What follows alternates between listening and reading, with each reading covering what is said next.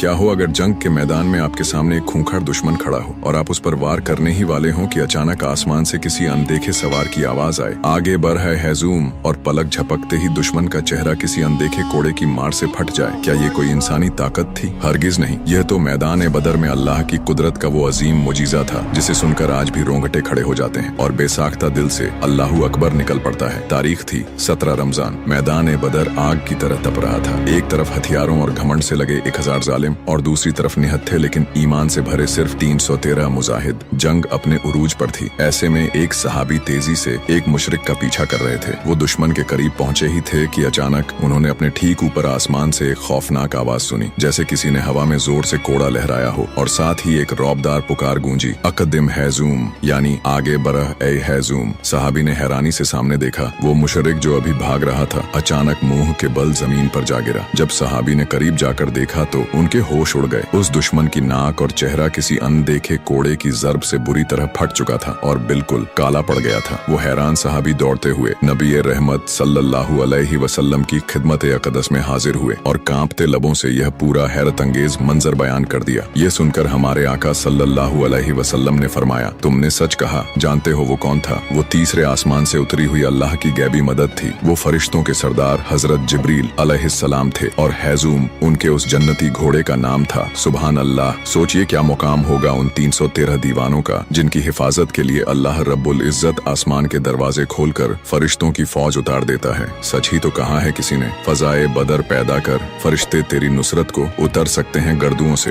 कतार अंदर कतार अब भी। अगर इस वाक़े ने आपके ईमान को ताज़ा कर दिया है और अल्लाह की ताकत पर आपका यकीन और पुख्ता हुआ है तो कमेंट बॉक्स में अल्लाहू अकबर जरूर